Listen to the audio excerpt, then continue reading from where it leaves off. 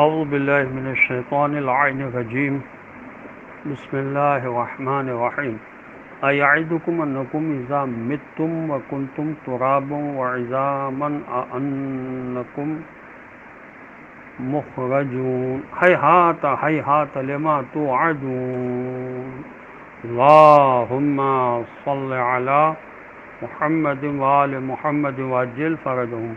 السلام علیکم ورحمۃ اللہ وبرکاتہ. اللہ تبارک و تعالیٰ کا شکر ہے کہ سورہ مومنون قرآن مجید کا 23 نمبر کا سورہ ہے. اس کی 2 آیات کی تلاوت کا شرف میں نے حاصل کیا، آیت نمبر 35 اور آیت نمبر 36.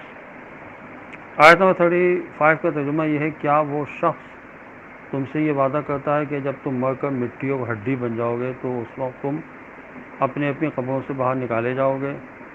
آیت نمبر 36 کا ترجمہ یہ ہے کہ عقل سے دور، بہت ہی دور ہے جو وعدہ کہ تم سے کیا جا رہا ہے.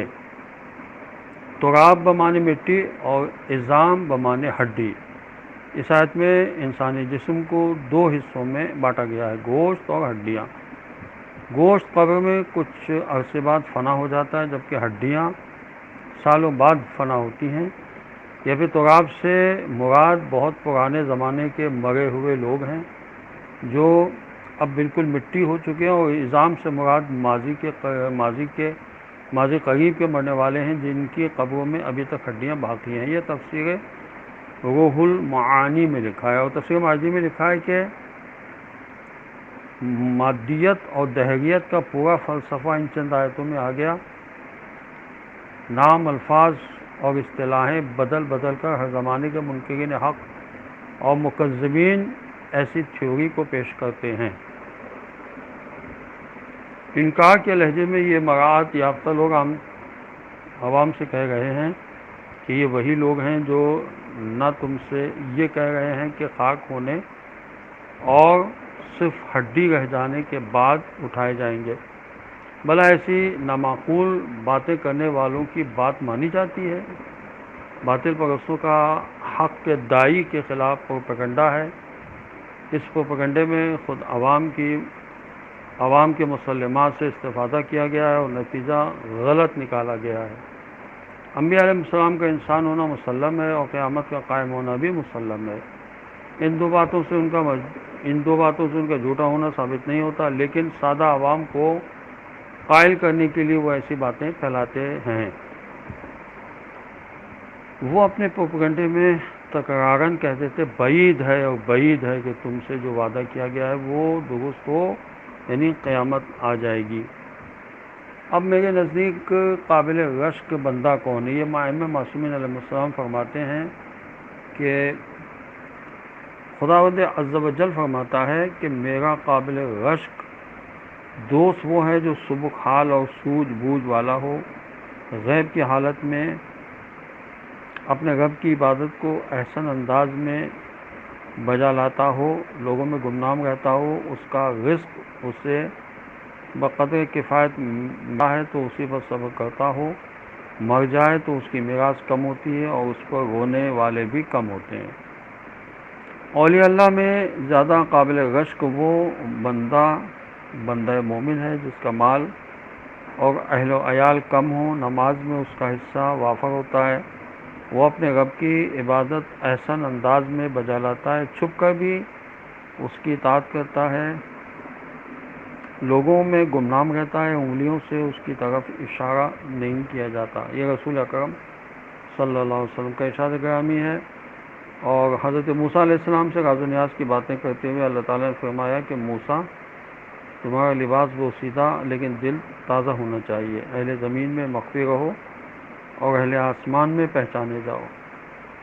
حضرت علیہ السلام فرماتے ہیں کہ مومنین کی شان یہ ہوتی ہے کہ اگر کہیں موجود ہوں تو پہچانے نہیں جاتے، اگر غیر حاضر ہوں تو ان کے بارے میں کوئی پوچھنے کی ضرورت محسوس نہیں کرتا، اور اگر بیمار ہوں تو ان کی کوئی عیادت بھی نہیں کرتا.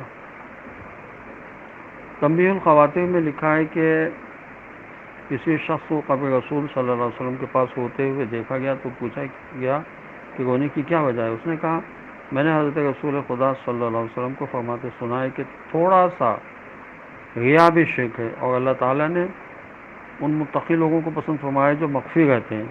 جب غیر حاضر ہوں تو ان کے بارے میں کوئی پوچھے نہیں، اور اگر موجود ہوں تو انہیں کوئی پہچانے نہیں۔ ان کے دل ہدایت کے چراغ ہوتے ہیں۔ لوگوں سے دوری ان کی پہچان کے مطابق ہوتی ہے، یہ حضرت امام حسن عسکری علیہ السلام نے فرمایا، اور حضرت امام جعفر صادق علیہ السلام نے فرمایا کہ لوگوں سے میل جول رکھ کر انہیں آزماؤ، جب آزما لوگے تو ان سے دوری رکھنے لگو گے۔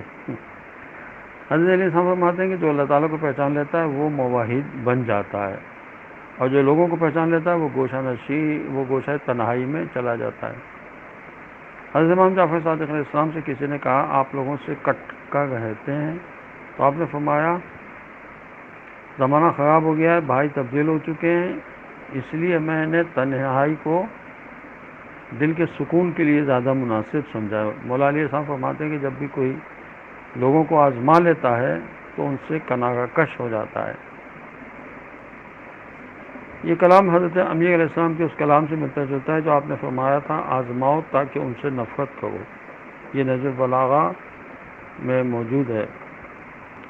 اس کے معنی یہ ہے کہ لوگوں سے میل جول و راہ و رسم کم رکھو، ان کی خلوت و جلوت کو دیکھو، جب ایسا کرو گے تو انہیں اچھی طرح پہچان لو گے، اور جب آزما لو گے تو ان سے نفرت و دوری اختیار کرو گے۔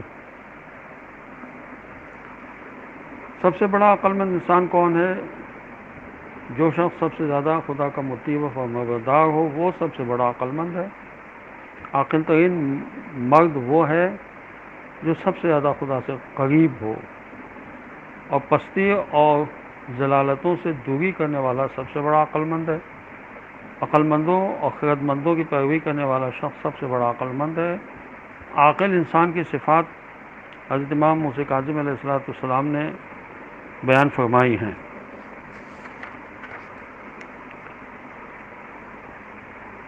حشام سے مخاطب ہو کر اے حشام، حضرت امیر المومنین علی بن ابی طالب علیہ السلام فرماتے تھے کہ عقل سے افضل کسی اور چیز سے خدا کی عبادت نہیں ہوئی، اور جب تک انسان میں یہ صفات نہ ہوں اس کی عقل کامل نہیں ہو سکتی۔ انسان کے کفر و شرک سے لوگ محفوظ ہوں اور اس کی نیکی و ہدایت کے امیدوار رہیں۔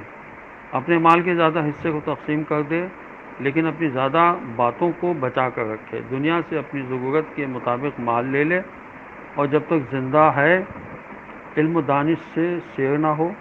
خدا کے نزدیک ہونے والی ذلت کو، غیروں کی عزت اور اپنی تواضع کو شرافت سے زیادہ دوست رکھے، دوسروں کی کم نیکی کو زیادہ اور اپنی زیادہ نیکی کو کم سمجھے، لوگوں کو اپنے سے بہتر اور اپنے کو دوسروں سے بدتر جانے، یہ ہے حقیقت امر۔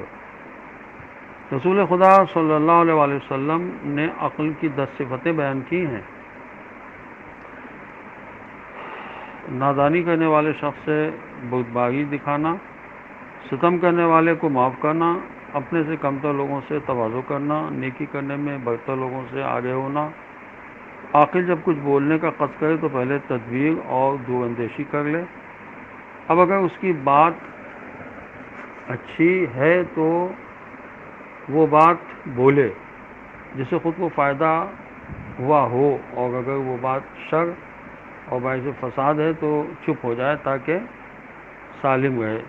جب بھی اس پر کسی قسم کی مصیبت پڑے تو خدا سے پناہ مانگے، اپنے ہاتھ اور زبان کی حفاظت کرے، جب کسی فضیلت کو دیکھے تو اس کی طرف دوڑ پڑے، شرم و حیا کو اپنے سے جدا نہ کرے، اور اسے لالچ کی بو نہیں آنی چاہیے ہے۔ والسلام علیکم ورحمۃ اللہ وبرکاتہ۔